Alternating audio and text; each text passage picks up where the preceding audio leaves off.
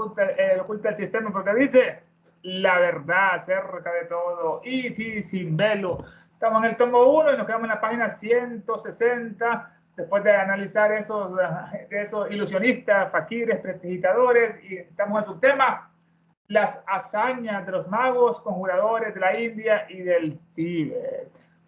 Podemos añadir a esto, nos dice Elena, que hemos presenciado el mismo experimento en la India y en el Tíbet, y que más de una vez nosotros mismos proporcionamos la maceta, vaciando una vieja caja de hojalata de algunos extractos de lieve. La llenamos de tierra con nuestras propias manos y plantamos en ella una pequeña raíz que nos entregó el mago conjurador. Y hasta que terminó el experimento, nunca quitamos los ojos de la maceta, que fue colocada en nuestra propia habitación. El resultado fue invariablemente el mismo que hemos descrito anteriormente. Creció en menos de 15 minutos y dio fruto, y lo probaron y tiene un sabor agridulce.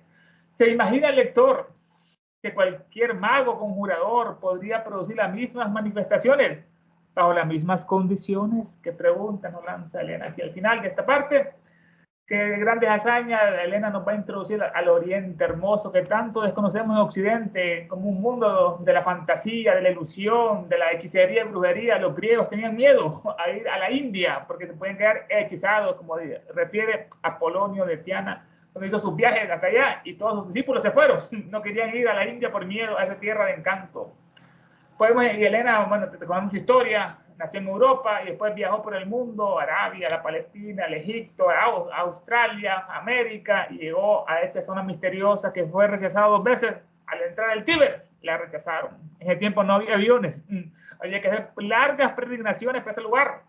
Y 2 veces la expulsaron del Tíbet, y hasta la 3ª vez que mostró un anillo que le había dado en su juventud una princesa Kalmulka, y con ese anillo pudo entrar al Tíbet y estar con el maestro.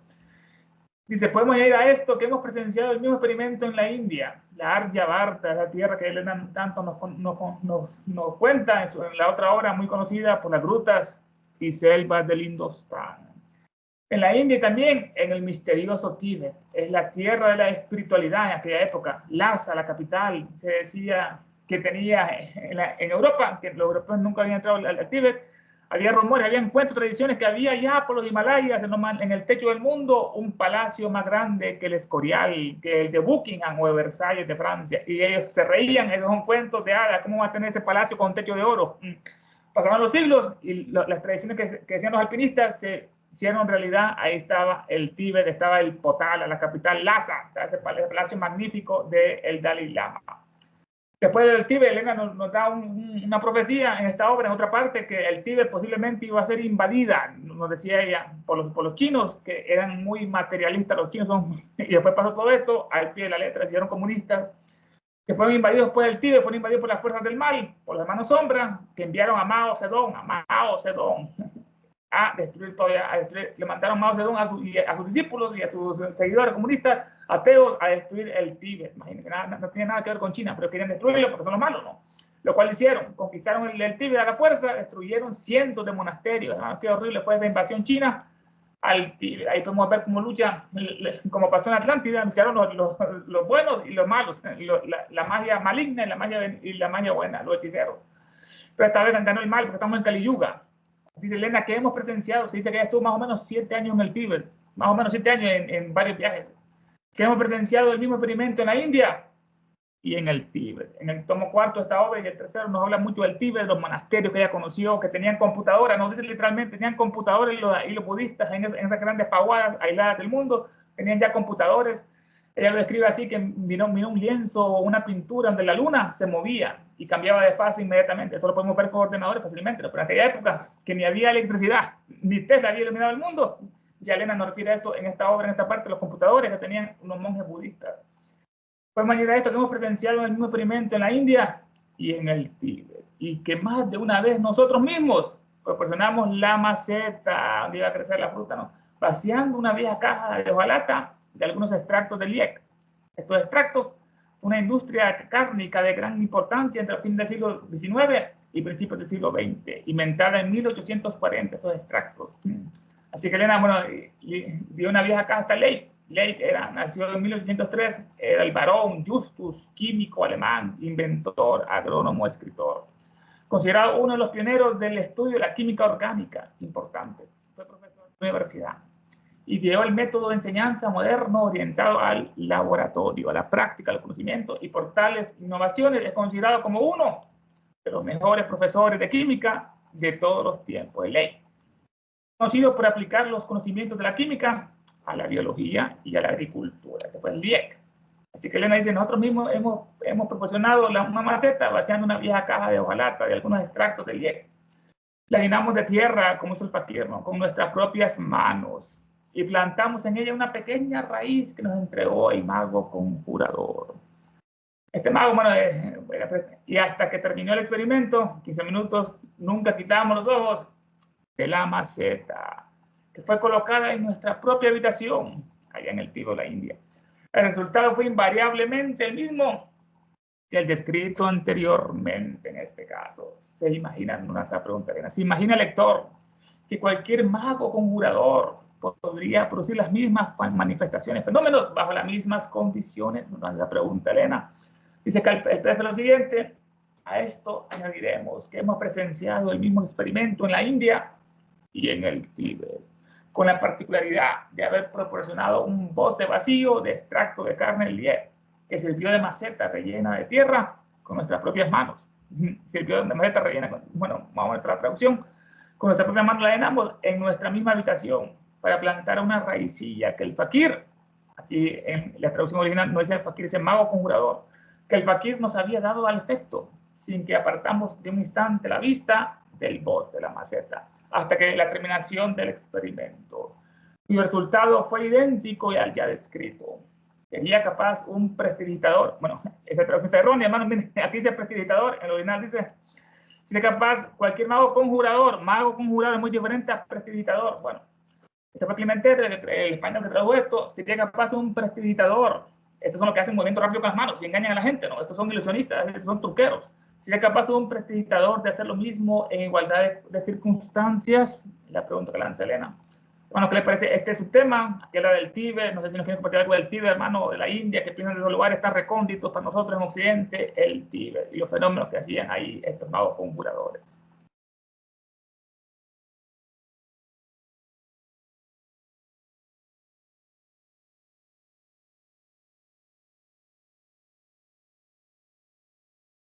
Se han cerrado los micrófonos, hermano. No están apagados, están expectativa de que hablemos. Sí, en este párrafo que acabas de leer, que ahí es donde te ve anteriormente las dos comparaciones, por eso ella vuelve a decir, ¿no? Aquí, de que se imagina el lector que cualquier prestidigitador podría producir de la misma manifestación de las mismas condiciones, porque aquellos engañadores le decían, yo necesito a un secretario, necesito esto, y sobre todo la manta, ¿no? Y aquí estaban como muchas veces lo leo aquí con el ojo libre, pues, que no había ninguna manifestación, ninguna ayuda que no fuera la misma naturaleza, que conociendo la energía, la fuente de energía, podría hacer absolutamente todo, tomar todo de los prototipos que se encuentran en la caja y manifestarlo con la fuerza de la energía que es el magnetismo que se encuentra, o también, como vamos a leer más adelante, disculpa Ernesto, el magnetismo animal, que vamos a ver, y sobre todo la fuerza de voluntad, porque se tiene que tener una fuerza de voluntad. Solamente, Ernesto, gracias. ¿Alguien más que desea participar? Jorge, Dulce, bueno, ustedes levanten la mano. Eso es muy interesante, hermana. En la casa que participa nos dice, en todas las operaciones mágicas está presente la casa, la voluntad y la gran imaginación. Y el magnetismo son otras herramientas, el ABC de la magia, en el que Dupoté descubrió los secretos de la magia estudiando el magnetismo. Son leyes universales que están por todo el universo, el magnetismo, que hace que la luna gire alrededor de la Tierra, la Tierra alrededor del Sol y el Sol alrededor del Sol central espiritual que está en Tauro, en las Pleiades de Alción. Todo gira, una atracción o repulsión, que en nosotros es la simpatía, nos cae bien alguien, y lo que es la antipatía, nos cae mal alguien, hay que estar lejos. Es lo mismo pasa con los satélites, con los planetas, tienen repulsiones y atracciones. Y antes habían dicho eso, bueno, la diferencia de los prestidigitadores, los malabaristas, es una palabra muy interesante que nace en la India, los malabares, en una región del sur de la India, como hemos estudiado en otras partes, donde había personas con muchas destrezas para hacer malabares, que lanzan objetos ahí como pelota o lanzan otras cosas al viento, al cielo, y las agarran todo. Ahí viene la palabra malabaristas, son de Malabar, una región de la India, que tienen estas personas muchas destrezas y habilidades. Y ella en sus libros son bastante ilustrativos, siempre nos presenta lo que es los dos senderos, el sendero correcto y el incorrecto. Aquí está caracterizado por los ilusionistas, los prestidigitadores que hacen trucos, piden dinero para hacer esto, mientras que los otros magos lo hacen por sabiduría, lo hacen para ayudar a la gente, lo hacen, curan a las personas, como mencionó la hermana, el magnetismo animal, para curar a las personas, a los pacientes, lo hacen sin pedir nada de dinero. Esos son realmente los buenos que están en el verdadero camino. Los que piden dinero, esos son estafadores, son timadores, como los pastores evangélicos, ¿no? Cash Luna, o en Estados Unidos, en otra parte, que les encanta pedir diezmo, hacer esto que lo otro, bien como millonarios, lavan activos del narcotráfico, como pasó con la iglesia La Luz del Mundo, que el predicador, el profeta, era un gran, ya se imaginan que lo metieron preso pues, por todo lo que hacía con menores de edad. Bueno, entonces también hablaron antes del tercer objetivo de la sociedad teosófica. El primero hablaron del núcleo de la fraternidad universal, sin distinción de raza, credo. Ahí nos habla el corazón, pues. Ese objetivo nos habla el corazón de nosotros, los sentimientos buenos del núcleo de fraternidad. El segundo, como dijo la hermana, es el estudio comparativo. Ciencia, religión y filosofía. Ya no habla la mente. Aquí nos está abriendo la mente en el segundo. Ya el corazón está inferior, vino más alto que es la mente, está arriba.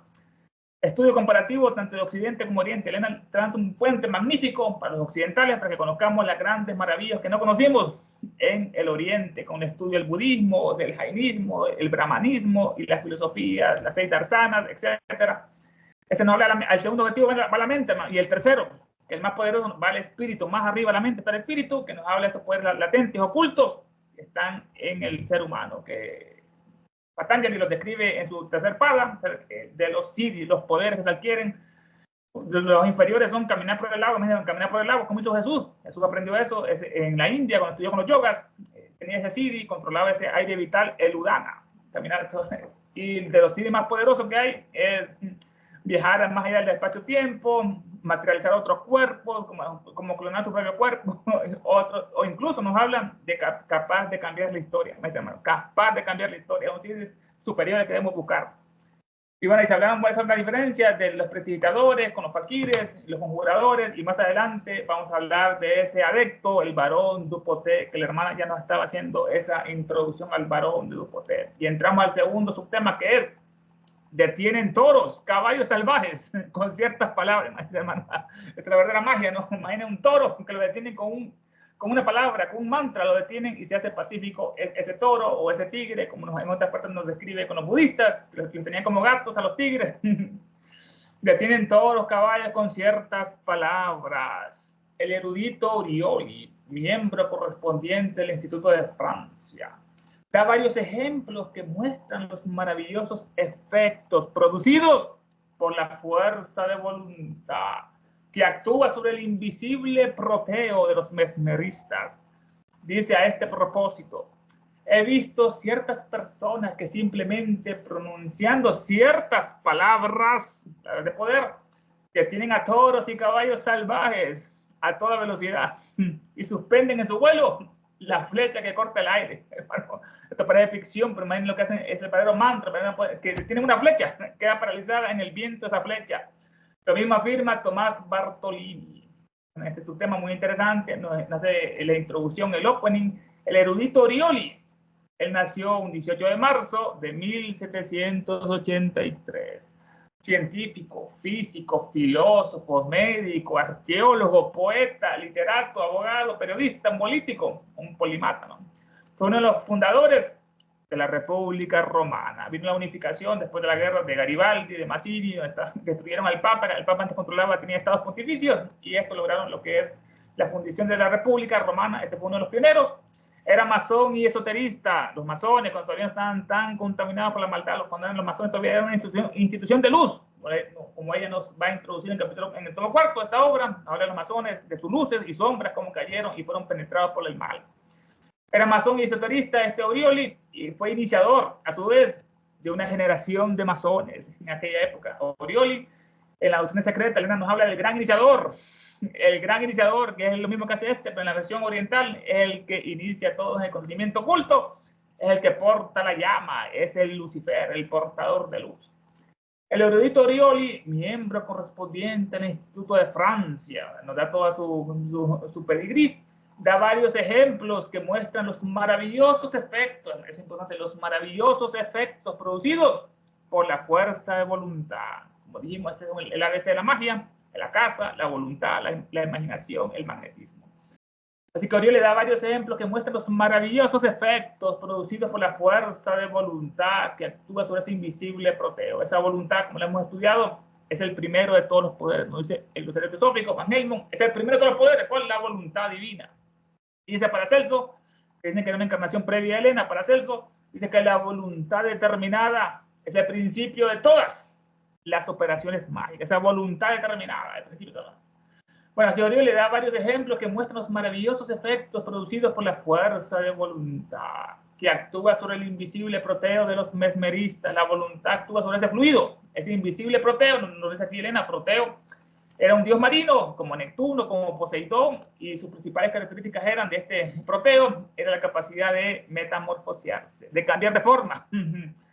En una parte de la obra de Elena nos habla de que tuvo una visita la mamá de Apolonio de Tiana, que era como un avatar que iban a hacer como Jesús, y tuvo una visita de un ángel, le dijo, un dios, le dijo que iba a quedar embarazada. ¿Quién eres tú?, le preguntó. Él le dijo, soy Proteo. Bueno, era hijo de Apolonio de Tiana de Proteo, así como Jesús dice que era hijo divino por el draconteo etéreo. ¿Quién era su padre oculto de Jesús? Era Jailer, un sabio que usaba el doble etérico y embarazó a María. Bueno, este Proteo es un dios marino. Sus principales características son la capacidad de metamorfosearse, cambiar de forma, hermano. Como ese es otro signo superior, cambiar de forma. Aquel desea cambiar de forma. Así los adeptos nos dice ella que se pueden transformar en lobo, en cualquier cosa, en lechuza. La capacidad de metamorfosearse tenía y cambiar de forma. Y tenía la omnisciencia que estuvimos viendo en la última sección, que es, todo lo sabe, la omnisciencia, imagínense, que comparte con todas las divinidades marinas, Poseidón, los otros tantos, las Nereidas, las Ondinas, etc. Así que este Orioli da varios ejemplos que muestran los maravillosos efectos producidos por la voluntad que actúa sobre ese invisible proteo. No lo vemos con los ojos, ese proteo invisible. Esta otra magnífica expresión que nos da Elena sobre la casa que estuvimos analizando en otras secciones, es el poder de voluntad que transmuta la materia a capricho. Es el verdadero adepto, no como estos inferiores, no.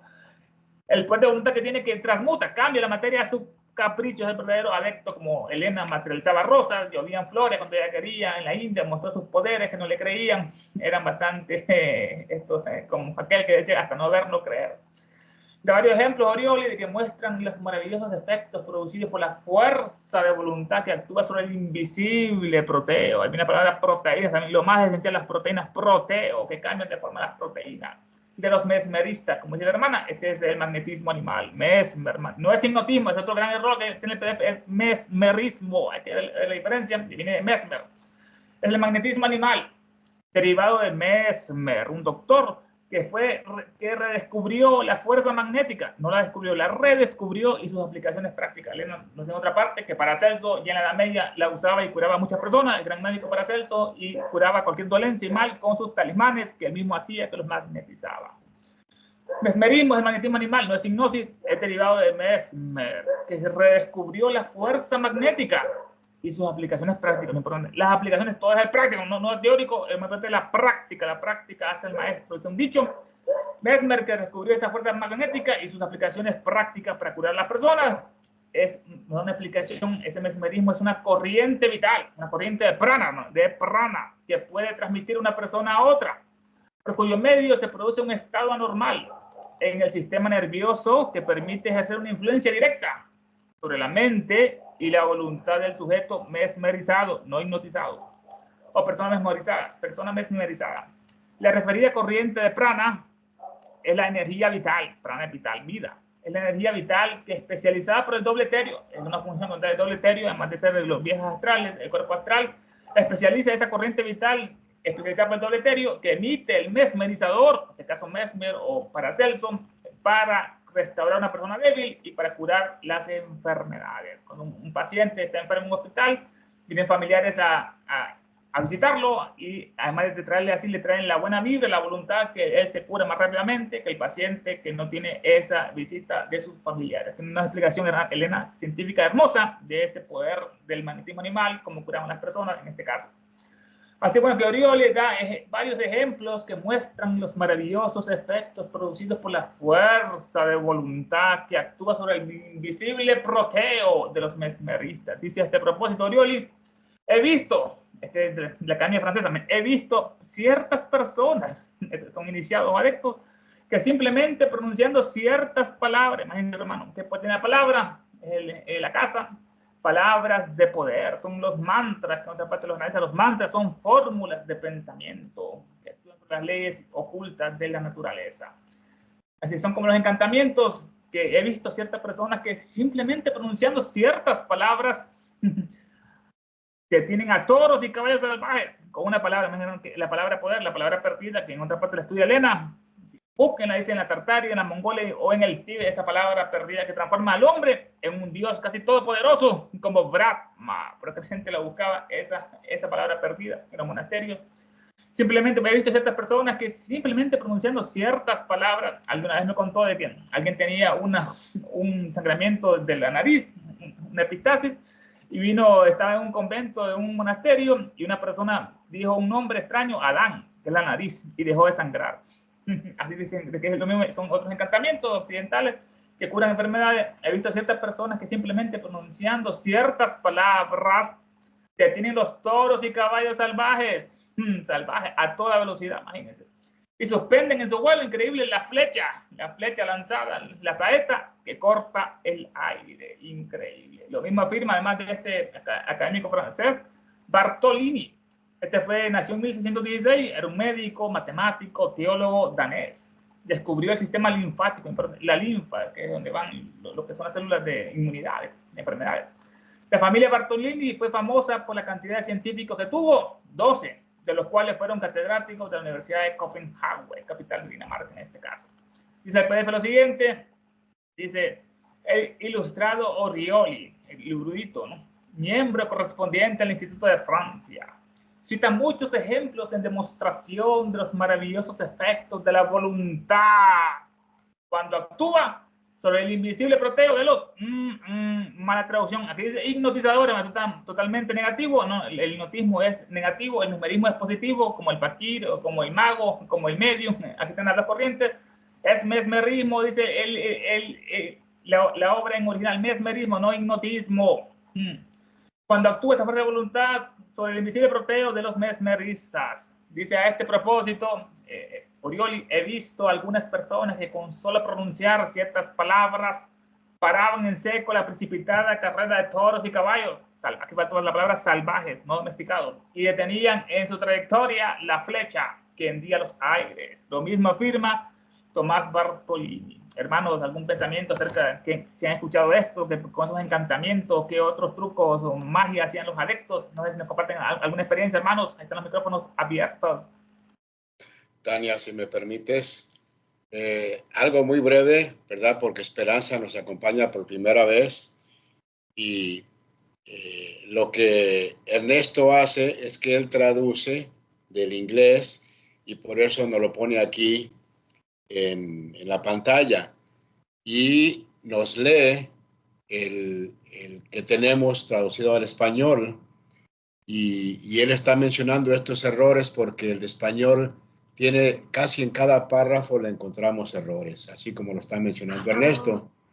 Y por ejemplo, en vez de, no sé por qué, en vez de mesmerizadores ponen hipnotizadores, el poder de la voluntad, y todo eso. Entonces, qué bueno, o sea que Ernesto nos está dando una traducción, diríamos, más cerca a lo que es en inglés. Sí, sí, para detectar. Sí, entonces solamente quería para mencionar detectar eso. los errores. Sí, Y para también, que supieras por qué está leyendo también primero, primero lee su traducción y luego lee lo que tenemos en el PDF. y ahí se notan las diferencias. Pero bueno, perdón, adelante, Esperanza. ¿Ibas a decir algo?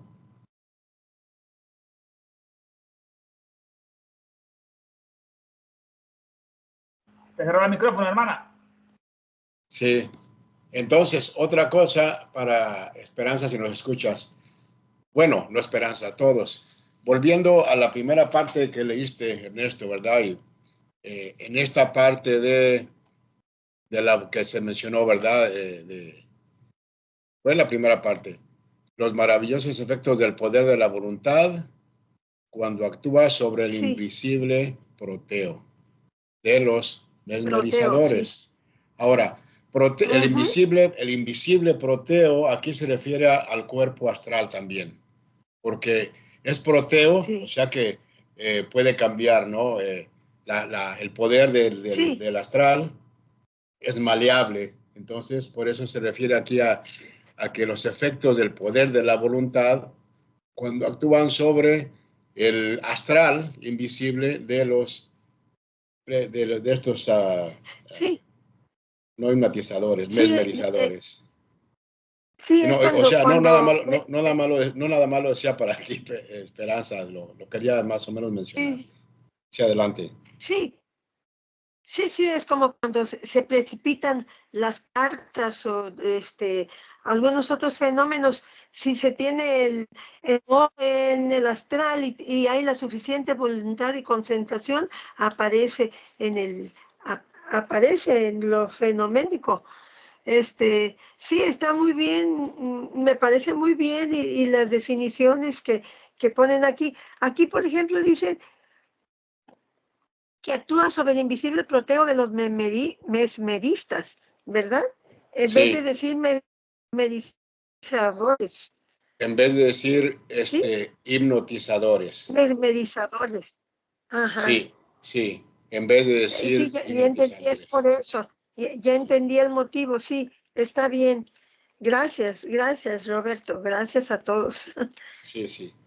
Y entonces también otra cosa de lo que se mencionó, de el poder cuando ya se manejan estos vehículos a voluntad, ¿verdad? Porque en nosotros diríamos que gradualmente podemos lograr poder de manejar un aspecto del astral, ¿verdad? No el Linga Sharira, porque como dice William Kiyosaki, el Linga Sharira está tan apegado a nosotros como las fibras de un mango al hueso, ¿verdad? Pero los seres que han desenvuelto mejor ese astral permanente que le llama William Kiyosaki, ya es un aspecto del Mayavi Rupa. Por ende, como mencionó Ernesto, hay seres que pueden transformarse en cualquier cosa, ¿verdad? Porque ya es un vehículo de la voluntad. Por ende, en México tenemos las leyendas de los nahuales, ¿verdad? Que pueden convertirse en diferentes tipos de animales, ¿no? Y incluso sabemos que anteriormente a cada ser humano se le daba un aspecto de su tipo de animal, que era como su guía, ¿verdad? En algunas leyendas, su nahual, ¿verdad? Su nahual. Entonces, pero bueno, sí, aquí, como ya también mencionó Ernesto, este es el poder de esta voluntad espiritual, él mencionó, el poder de la voluntad más elevada cuando se usa para este tipo de cosas, ¿no? Y claro, aquí nosotros sabemos que Blavatsky nos da pruebas de lo que sucedía y teniendo en cuenta que el primer objetivo es la hermandad universal, entonces todo tiene que ir con cierta intención, ya sea que se haga para alguna demostración, como ya lo hizo, ¿verdad? Pero que tuvo que detenerse, o para algún propósito de algún beneficio, ¿no? Tal vez pueden hacer todo esto para el beneficio de alguna persona o de algún grupo, ¿verdad? Algunos de los maestros. Gracias, era todo. Sí, no, gracias a ti, pues aquí estoy disfrutando la clase.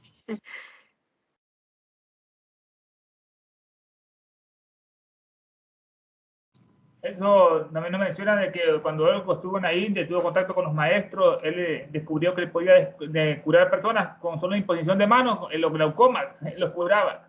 Dice que después tenía muchas personas que lo seguían donde iba para que lo curaran y lo hacía con mucho amor Olcott, hasta que un tiempo ya envejeció y el maestro le mandó una carta diciendo que ya no podía hacer eso porque su vitalidad se estaba comprometiendo y estaba estimulando lo que es la superstición de la gente, en este caso, el Olcott. Ah, sí. Y le van a hablar muy interesante, la precipitación de las cartas. Eso, los maestros tienen ese poder, ¿no? Que precipitamos las cartas, ¿no? Y están hoy en día en el Museo de Londres como los artefactos totalmente desconocidos, que no saben cómo esas cartas fueron precipitadas, porque incluso hasta que se inventó una impresora moderna es que podía la tinta quedar impresa en el centro de la letra, como está en esas cartas de 1800 los maestros.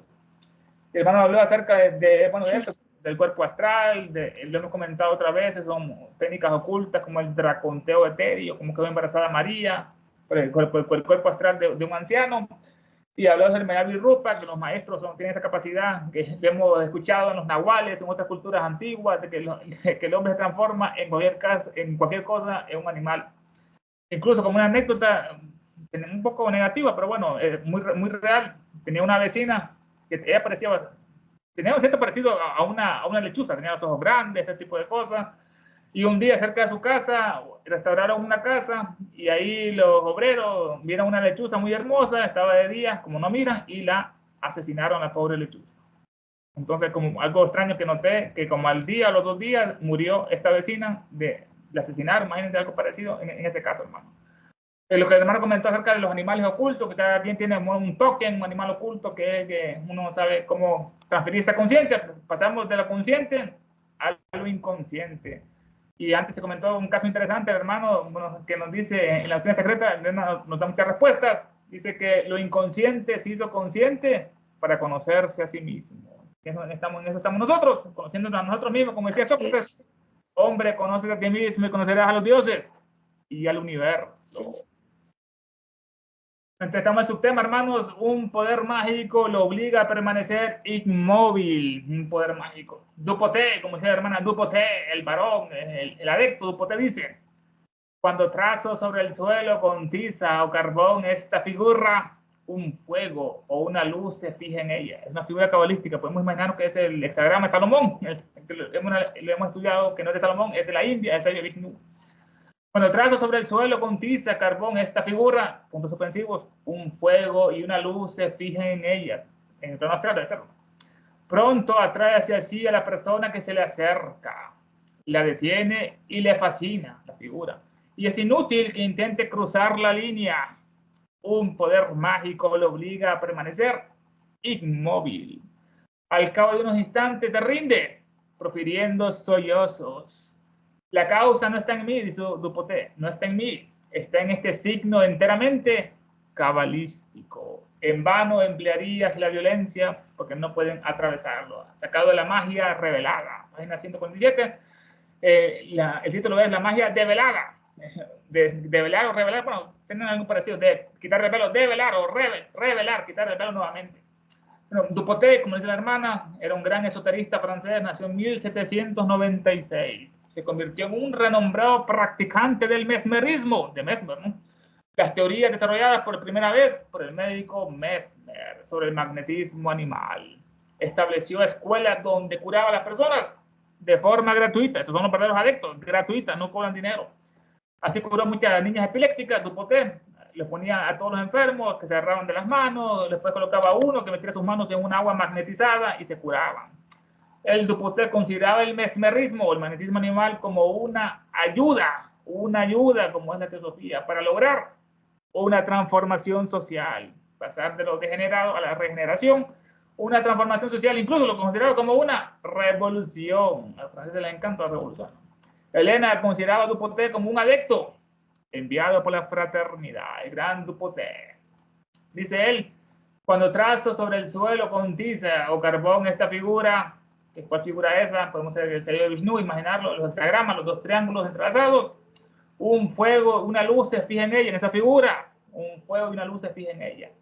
Pronto atrae hacia sí a la persona que se le acerca, este es el experimento, y la detiene y le fascina, como a serpientes cuando hablan, la fascina. Y es inútil que intente cruzar la línea que se ha dibujado en el suelo. Un poder mágico lo obliga a permanecer inmóvil y al cabo de unos instantes se rinde, profiriendo grandes sollozos. La causa no está en mí, no está en mí la causa, está en este signo. El poder de los signos es muy importante, hermano, y los emblemas, en este signo enteramente cabalístico. El hexagrama es la unión de los dos triángulos del macrocosmo arriba y el microcosmo del hombre, los triángulos entrelazados con 6 figuras interesantes. El cielo arriba, el infierno abajo, la tierra. El único infierno que existe es la tierra. No hay un infierno allí con un Lenin, con la cara de Lenin, calvo, con los cachos así, con la barba lénica, con una cola. El infierno es la tierra, ¿no? Como decía Buda, es el objetivo no volver a nacer y morir en este planeta, porque todo es doloroso. Nacer duele, vivir duele, morir también duele, dice. Es el círculo de Samsara. Los triángulos entrelazados, el cielo arriba, el infierno abajo, es lo masculino y lo femenino, el fuego que se eleva, que busca el sol, el agua que cae, que busca el océano. La causa no está en mí, sino en este signo enteramente cabalístico. En vano se emplearía la violencia, no va a atravesar ese signo. Nos dice una magia develada, página 147. Esta obra tiene su nombre, Magia develada o Principios de la ciencia oculta. Descubre el fascinante mundo de la magia, sabiduría a través de los ojos de Dupotet, un eminente ocultista del siglo XIX, otro que lo oculta mucho el sistema, Dupotet. Este libro explora diferentes prácticas mágicas, desde ritos antiguos hasta otros más recientes, así como las teorías que subyacen en la magia, las teorías. Es necesario meditar sobre este escrito, importante la meditación, el samadhi. Es necesario meditar sobre este escrito porque contendrá la verdadera llave, la llave que abre, la llave para abrir las puertas del santuario de la más alta ciencia. Las últimas páginas de esta obra, Elena dice que la naturaleza es el cerrojo y el hombre es la llave. Si se unen, en este caso la naturaleza del hombre, se pueden abrir todos los misterios de la naturaleza. Interesante esta obra, necesario meditar sobre este escrito de Dupotet porque contendrá la verdadera llave, importante, la verdadera llave. En inglés la obra, la clave de la teosofía, se llama The Key of Theosophy, la llave de la teosofía, pero el traductor hizo otro invento y le puso la clave, imagínate, hermano, de clave a llave hay mucho que cortar. Es necesario meditar sobre este escrito porque contendrá la verdadera llave para abrir las puertas del santuario de las más altas ciencias. Dice acá el PDF lo siguiente. Bueno, y la flecha, esto es interesante, la flecha, hermano, que quedó tendida en el aire con esa palabra, imagínense qué poder es ese. Lo mismo afirma Tomás Bartolini. Y Dupotet dice, cuando trazo en el suelo con yeso o carbón esta figura, se fija allí algo como un fuego o una luz que atrae a la persona que se acerca y la detiene fascinada hasta el extremo de impedirle cruzar la línea. Un poder mágico la fuerza a quedar separada hasta que al fin retrocede entre sollozos. La causa no está en mí, sino todo por completo en el signo cabalístico contra el cual de nada vale la violencia. Hermanos, ¿qué les parece esto? Comentarios, preguntas, son totalmente bienvenidos todos. Comentario. Este señor Dupotet, como lo pronuncias tú bien bonito, ¿verdad? Nos menciona este libro, ¿verdad? En la página 147. Y si uno se va a ver estos grimorios, creo que se pronuncian los dibujos así, son dos líneas como la que fuera la carretera, como cualquier carretera, ¿no? Van dos líneas seguidas y en medio van unas líneas intermitentes. Pero al final de esa línea hay un signo que habla aquí el señor Dupotet de que es son una espiral. Entonces, esa espiral significa el abismo, por eso la persona se quedaba quieta y no podía pasar porque se sentía en peligro. Estoy hablando del dibujo que menciona acá, ¿ya? Y yo me quedé asombrada, es que esta señora cada día lo pone a uno más asombrada, que este señor, Dupotet, como se pronuncia, él también ayudó a resolver crimen.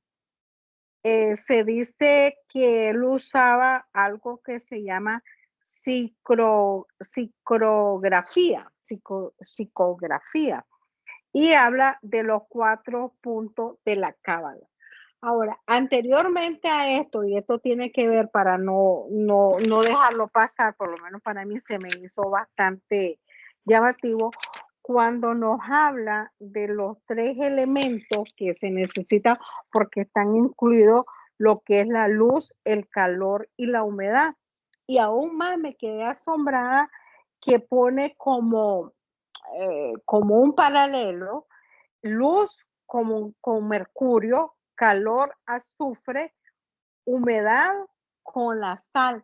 Entonces, si vamos viendo aquí, van como que ya nos va llevando de la mano, que no dejemos pasar absolutamente nada, porque es el conjunto de la fuerza de la voluntad con estos elementos que lo hace, así como Dupotet escribía así, como con una tiza, como lo está diciendo ahí, y en su libro ahí está el dibujo, y cómo es que magnetizaba, por eso se dice que él era un gran magnetizador, que al momento de trazar ya inducía que lo que tenía que pasar.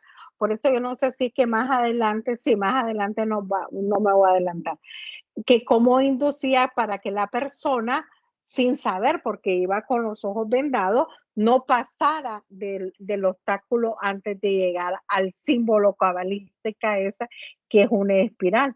Y la forma espiral siempre tiene mucho simbolismo eso. Solamente, gracias. Eso es muy, muy interesante, hermana. Los grimorios, que son libros de magia antigua, bastante grandes, muchos símbolos que explicaban. Después la iglesia los persiguió y los quería quemar porque transmiten sabiduría esos grimorios de magia. Y comentaste los espirales, que son otras figuras bastante importantes del universo. La Vía Láctea están en espirales. Las espirales son como las leyes de los torbellinos, que si van a la derecha son buenos, si van a la izquierda son destructores. En este caso, las espirales, en otra parte las estudia bastante bien. Y hablaste de los crímenes, que Dupotet era capaz, se llamaba psicometría, la psicometría, que así comienza, y dice siempre el capítulo 1 con unos epígrafes de Buchanan, que un Joseph Buchanan, que fue el profesor que trajo la psicometría, lo que es en Norteamérica, y el otro de un geólogo Denton también me menciona que eran psicometras, que solo tocando algo podían saber todo lo que había ocurrido con esa piedra en esa habitación que pasó, y así ellos tenían esa clarividencia, y así resolvían los casos de los crímenes, decían fue fulano, esto pasó, ocurrió, solo tocando esa piedra o ese cuchillo, o etcétera. Y comentarte algo que después ya lo estudié en otra parte con Paracelso, la alquimia, que se ocupa para crear homúnculos, decía que creaba solamente, ocupaba luz, calor y humedad. Y ahí viste la comparación acerca de la luz, que es el mercurio, ese metal, el único que está soluble, así que en la Tierra, el mercurio es la luz, el azufre es el calor, es el fuego, no el azufre del diablo, y la sal es la humedad, en este caso, la sal, que se parece mucho al alcajés, que en otra parte lo van a analizar, ese disolvente universal, que es capaz de limpiar el cuerpo de todo germen, prolongar la vida y tanta otra cosa que transforma en la piedra filosofal. Los 3 misterios: el alcajés, el disolvente, la piedra filosofal y el elixir de la larga vida. También para adherir un poco a todo lo que se ha hablado sobre esta parte que se menciona aquí de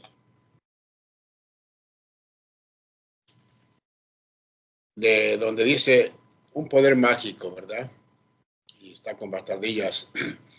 La fuerza a quedar separada hasta que al fin retrocede, etcétera, etcétera. Y donde dice, la causa no está en mí, sino por completo en el signo cabalístico, contra el cual de nada sirve la violencia, ¿verdad? Entonces, ¿por qué pone esta frase así, no? De que de nada sirve la violencia. Porque este signo cabalístico, o como ya mencionó Ernesto, ¿verdad? Que se está refiriendo tal vez a la estrella de 6 puntas, que ya la pasamos en un par de páginas anteriormente. Puede referirse a que también este símbolo representa como la estrella de 6 puntas, representa entonces a los poderes o las fuerzas de la naturaleza, ¿verdad? O sea, las Shaktis, que son 6 y que están sintetizadas por la 7ª, que es Daivi Prakriti, la luz del logos, ¿verdad? Esto de la doctrina secreta. Entonces, por ende, cuando ellos saben usar este sello, obviamente no tiene nada que ver con violencia porque no tiene nada que ver con lo personal. Son los tres triángulos entrelazados, obviamente donde el que lo puede usar ya tiene cierto poder sobre la personalidad o la parte personal, lo cual ahí actúa de alguna manera, como ya mencionó Ernesto, el poder del adepto para poder hacer entre comillas, ¿no? Estos milagros para muchos, que en realidad no son milagros, ¿no? Y por eso entonces como representante de las Shaktis, y más o menos recordamos porque las hemos leído, el simbolismo o lo que quiere decir las Shaktis de la doctrina secreta, ¿verdad? Que todas tienen que ver con la fuerza o el poder de la voluntad, ¿verdad? Que incluso leímos que el yogi usa, creo que usa el Parasakti y el Jnana Sakti, ¿verdad?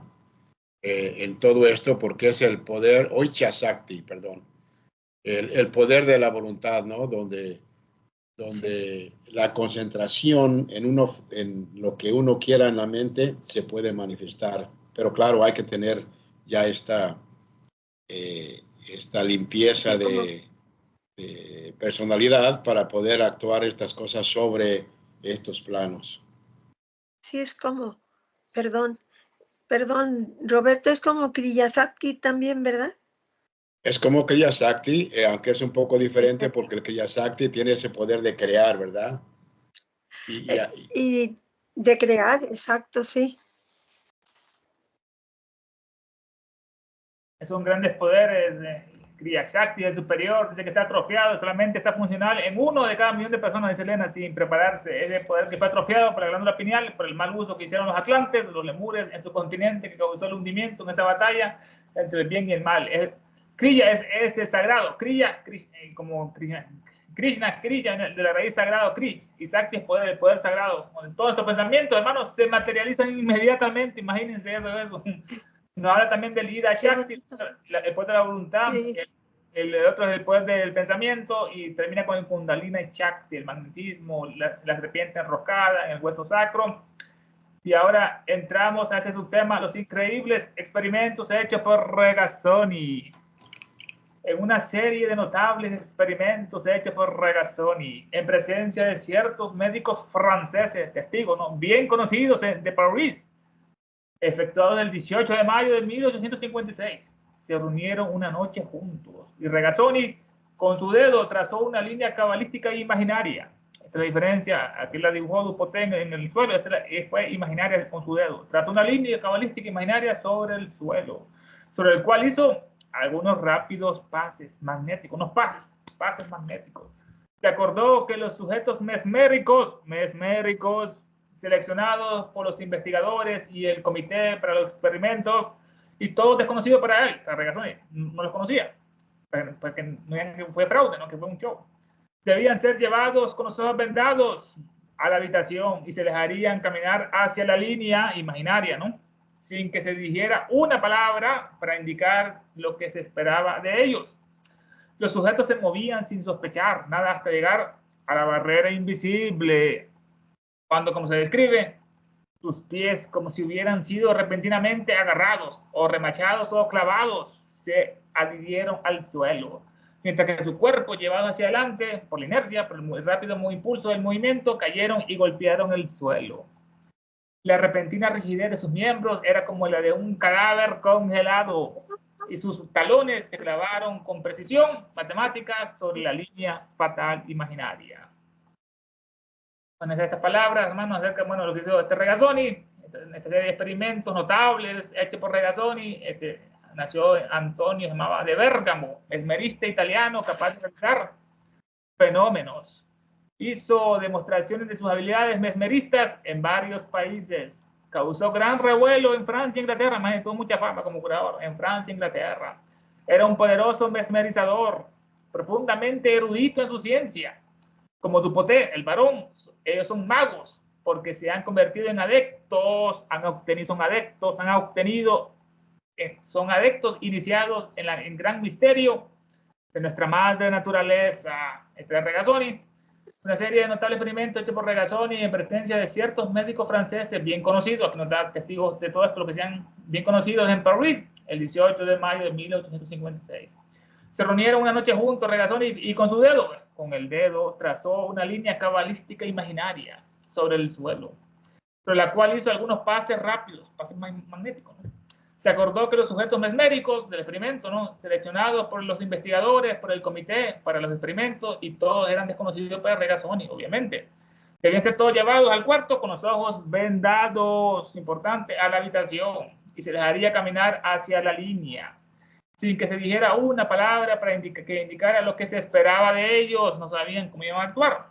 Los sujetos se movían sin sospechar nada hasta llegar a la barrera invisible, cuando como se describe, literalmente sus pies, como si hubieran sido repentinamente agarrados y remachados, clavados, dice, se adhirieron al suelo, mientras que su cuerpo, llevados hacia adelante por el movimiento, por rápido impulso del movimiento, cayeron y golpearon el suelo. La repentina rigidez de sus miembros era como el de un cadáver congelado, y sus talones se clavaban con precisión matemática, exacto, sobre la línea fatal, la línea imaginaria. Esto sacado de La magia del siglo XIX, página 258. Esta obra se llama La magia del siglo XIX, en francés, sus agentes, sus verdades y sus mentiras de la magia, ¿no? Escrito por de Meaux, muy comentado en esta obra, de Meaux, y el otro de Meriville Marqués. El autor examina en esta obra las prácticas mágicas, los hechiceros, los alquimistas y practicantes de lo paranormal, todos juntos, que alimentaron la imaginación del público durante esa época. No había televisores, la gente era más culta, leía libros en la biblioteca. El libro es una exploración fascinante de la psicología humana y las creencias religiosas de la época, y se considera una contribución importante a la historia de la magia y el ocultismo. Dice el PDF lo siguiente: Dupoté, encino cabalito, bueno, el 18 de mayo de 1856 efectuó Regazzoni una serie de notables experimentos ante muy famosos médicos franceses. Trazó con el dedo en el pavimento, no, aquí no está pavimento, era suelo, de distancia, una imaginaria línea cabalística, sobre la cual dio algunos pasos magnéticos. Se había convenido en que los mismos médicos escogerían los sujetos de experimentación y los introducirían en la estancia con los ojos vendados, guiándolos hacia la línea sin decirles ni una palabra de lo que de ellos se esperaba. Ojos cerrados. Los sujetos echaron a andar sin el menor recelo, hasta que llegados a la invisible barrera, la línea cabalística, ¿no?, quedaron como clavados en el suelo, mientras que por efecto del impulso adquirido caían de bruces sobre el pavimento, con rigidez semejante a como si estuvieran helados. 281, la magia del siglo XIX. Hermanos, ¿qué les parece esto? Comentarios, puntos de vista, hermanos.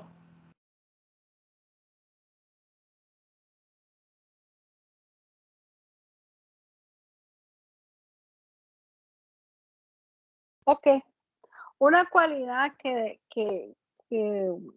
tenía o que tienen algunos, porque si existieron, existen y existirán personales así como esta gente.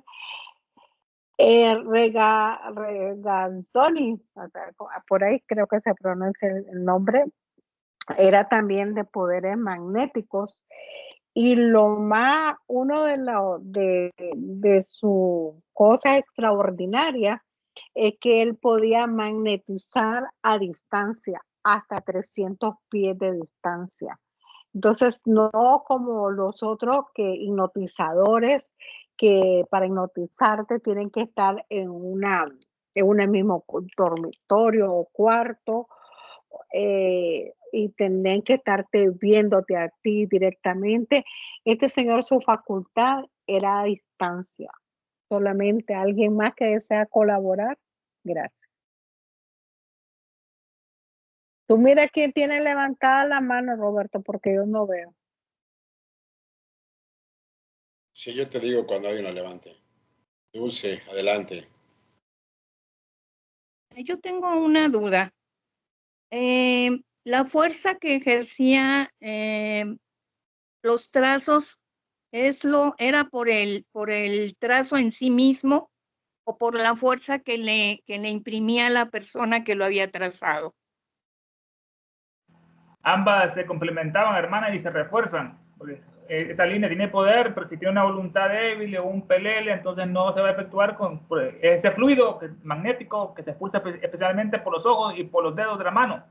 Así que en esa, hermanos, se ocupaban las dos, tanto la figura cabalística que tiene poder como el poder de la voluntad del mesmerista que lanzaba ese fluido, esa casa que transformaba lo que es su espacio. No sé si la respuesta, hermana. Gracias, Ernesto. Hermano, pasamos al subtema, hermanos, interesante, el fluido magnético emitido por la voluntad de Regazzoni, ese fluido astral. Para la explicación, en otro experimento se acordó que cuando uno de los médicos diera cierta señal con la mirada, sin voz, con la mirada, la muchacha con los ojos vendados caería al suelo. Es lo que iba a pasar cuando aquel médico hiciera esa mirada a Regazzoni. Como si hubiera sido alcanzada por un rayo la muchacha, imagínense, cayera. Por el fluido magnético, importante, ¿no? Por el fluido magnético emitido por la voluntad de Regazzoni, la voluntad importante de Regazzoni. Se la colocó a cierta distancia del magnetizador, se dio la señal y al instante la muchacha cayó al suelo inmediatamente, sin que se pronunciara palabra ni se hiciera gesto alguno.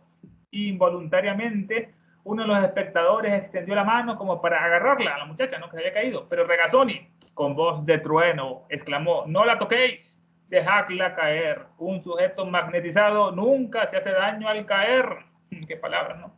Smokes, quien cuenta la historia, dice: el mármol no es más rígido que su cuerpo. La muchacha está más rígida que el mármol.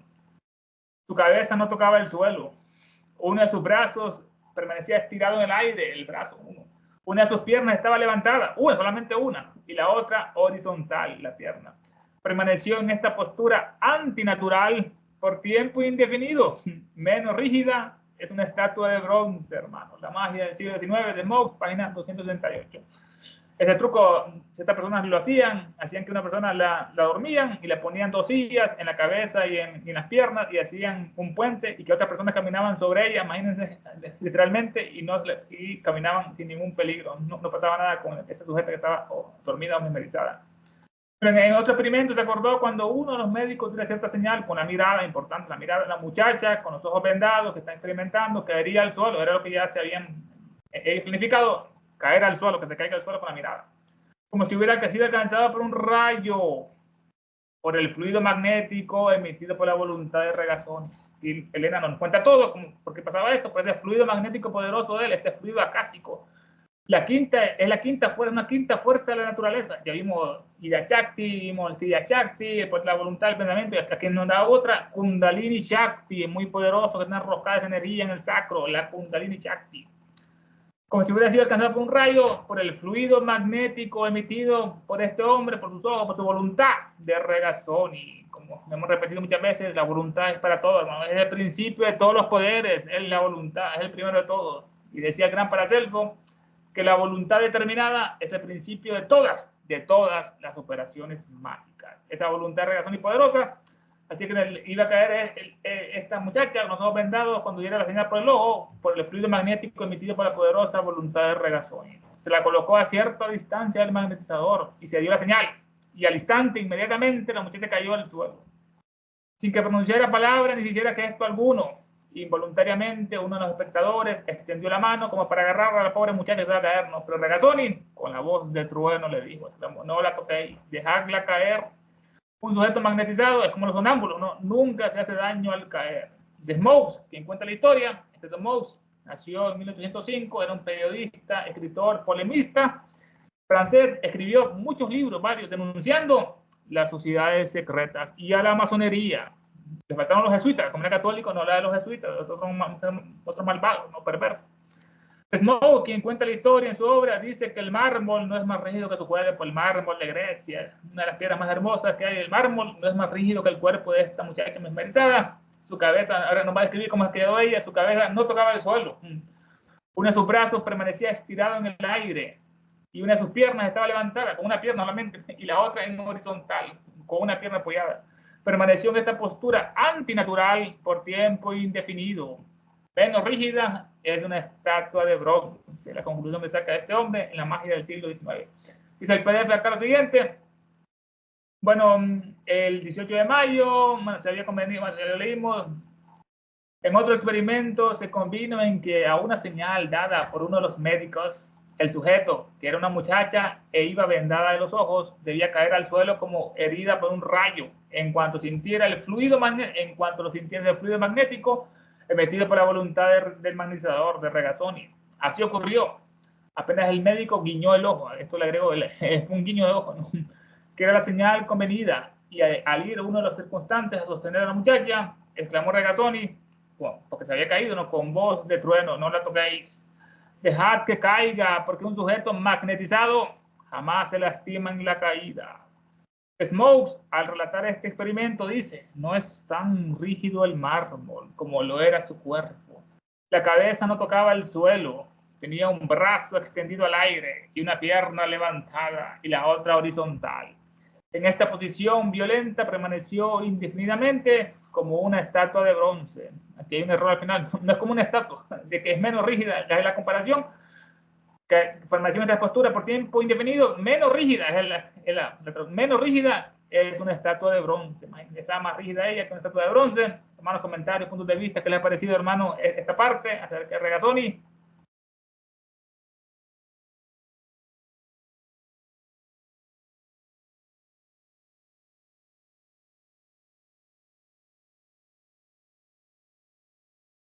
No se escucha, hermano, tienen micrófonos cerrados.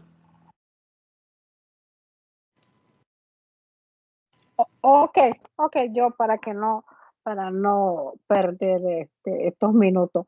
Me voy a adelantar un poquito porque como se está hablando mucho de la voluntad, ¿verdad? Desde hace rato.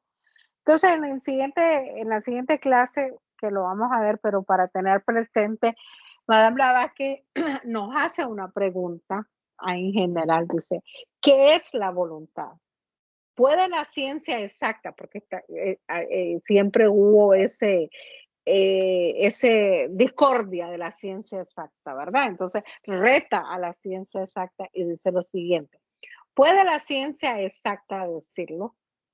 ¿Cuál es la naturaleza de ese algo inteligente, intangible y poderoso que reina suprema sobre la materia inerte? Porque estamos viendo la materia inerte. La gran voluntad quiso y el cosmos surgió a la existencia. Entonces, aquí nos da un ejemplo, no nos da un ejemplo, nos dice realmente qué es la voluntad. Es la gran, es la mente universal la que tiene que implantarse. Por eso Levitas, Evitas Levi, ese señor Levi, pues ese señor que me hablaba, que lo llama como el mago moderno, dice que para poder hacer eso pues, tiene que sucumbir a la voluntad, tiene que imponerse a la voluntad. Y para leerlo textualmente, dice, Eliphas Levi, dice, el mago moderno, describe la luz astral en la siguiente frase. Luz astral en la siguiente frase. Hemos dicho que para adquirir poderes mágicos, de la palabra maja, son necesarias dos cosas: desprender la voluntad de toda servidumbre y ejercerla en control. Estas dos cosas que habla Eliphas Levi, la voluntad a toda servidumbre y ejercerla en control, es lo que estos magos y estos magnetizadores hacen de la luz astral y de lo que es en sí. Aquí lo pone como magnetismo o magnetismo animal, que eso ya nos dijo una vez Ernesto, de dónde es que se sacó la palabra magnetismo animal, que fue por Newton, que él también, yo no sabía, que él también era un gran filósofo en su manera de ser. Solamente alguien más, por favor. 8:30. Sí, nada más para, antes de cerrar con lo que dijiste, ¿verdad? En un documento que habíamos compartido. Entonces, como tú dijiste, la voluntad es la progenie de lo divino. El deseo es la fuerza motriz de la vida animal. Entonces, por eso van en nuestro plano, siempre van las dos cosas, ¿verdad? La voluntad y el deseo. O detrás de la voluntad está el deseo, ¿verdad? Entonces, porque el deseo es esa fuerza motriz, ¿no? De la personalidad, del cuaternario inferior. Sin embargo, lo podemos, por el momento diríamos que nos maneja eso, pero el objetivo es que manejemos con la voluntad que es de lo divino, manejar todo lo que es el cuaternario, que es, diríamos, que es el otro aspecto de la voluntad, porque en el plano, diríamos que para nosotros voluntad y deseo son dos cosas. En el plano de lo divino es la misma cosa. Eh, diríamos que no hay voluntad ni deseo, sino que la voluntad es el deseo a la vez. Es todo. Gracias. Gracias. ¿Alguien más que desea Y colaborar? nada más me confundí, es detrás del deseo está la voluntad, ¿no? Una es la superior, hermana, es la voluntad que está simbolizada en la tríada superior, esa voluntad que es la que debe conquistar a ese cuaternario, que es el deseo inferior, ¿no? Que son nuestra personalidad, el cuerpo físico, el astral, las emociones, el karma y la mente inferior. Es una misma fuerza, pero es como un río que uno debe conducirlo hacia arriba, hacia la voluntad. Ella nos da en otras partes esos ejemplos del deseo y la voluntad, cuál debe prevalecer en los animales que son irracionales, prevalece el deseo, pero en los hombres que ya tenemos la razón, debemos usarla para elevar la energía, esa sakti, y elevarla hasta los planos superiores. Y hermanas hablan muy interesante, Eliphas Levi, la luz astral, como en otra parte hemos estudiado eso, ¿no? Que había que independizarse de toda servidumbre para ser un verdadero mago, y nos ha hablado de Isaac Newton. Newton era un ocultista, hermano. A Newton le encantaba leer obras de la alquimia, y muchos de sus grandes conocimientos, sus grandes visiones que tuvo fue gracias a esos libros de Newton. La ciencia hoy en día eso lo oculta mucho, incluso lo degrada, ¿no? Que estaba en la superstición, dice actualmente Newton, porque creía en la alquimia, en la piedra filosofal, en el alcajer y todo tipo de estudios, hermano.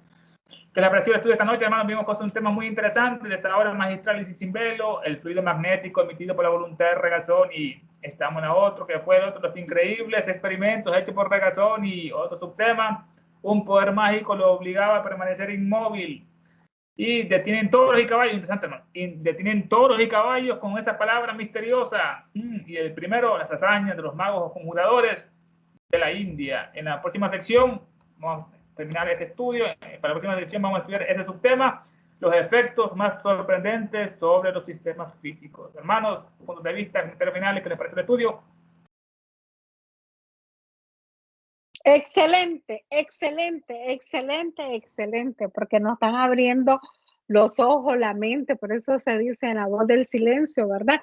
De que nosotros tenemos que tener una mente abierta para poder darnos que se nos vaya dejando, o sea, gotitas a gotitas de decir, no, si el mundo es maravilloso, la naturaleza está a nuestro servicio, la materia organiza, la materia organizada obedece y no tiene polos. Chófiro, cuando leí esto del señor Dupotel, que la materia organizada obedece y no tiene polos, inmediatamente se me vino a la mente lo de las construcciones de las pirámides. Pero en fin, gracias Roberto, gracias Ernesto, gracias a todos. ¿Alguien más que desea sellar con broche de oro? O si no, como siempre, Ernesto, por favor, las últimas palabras tuyas. Nos veremos el próximo miércoles entonces, ¿verdad? Adelante, Ernesto. A la misma hora y al mismo canal, y con el mismo entusiasmo de siempre. Gracias. Buenas noches. Sí. Gracias a todos. Buenas noches. Gracias. Buenas noches, gracias. Por estar con nosotros. Espero que esta sea una de Sí, las... muchas gracias. Gracias por dejarme participar. Buenas noches, Esperanza. Muy interesante. Gracias. Muy interesante la clase. Muy bien. Gracias. Muchas gracias. Buenas noches. Jorge ya se durmió otra vez, pero bueno. Bye. Oye, Bye. Roberto, nada más, entonces, martes ya no hay hasta dentro de 3 semanas. Hasta el día 7 de enero. Ah, ok, muy bien. Pero Gracias. miércoles sí, ¿verdad? Los miércoles sí. Miércoles sí, Ok. sí. Muy Ok. bien. Buenas noches. Bueno, Buenas pues noches. buenas Buenas noches noches. y gracias.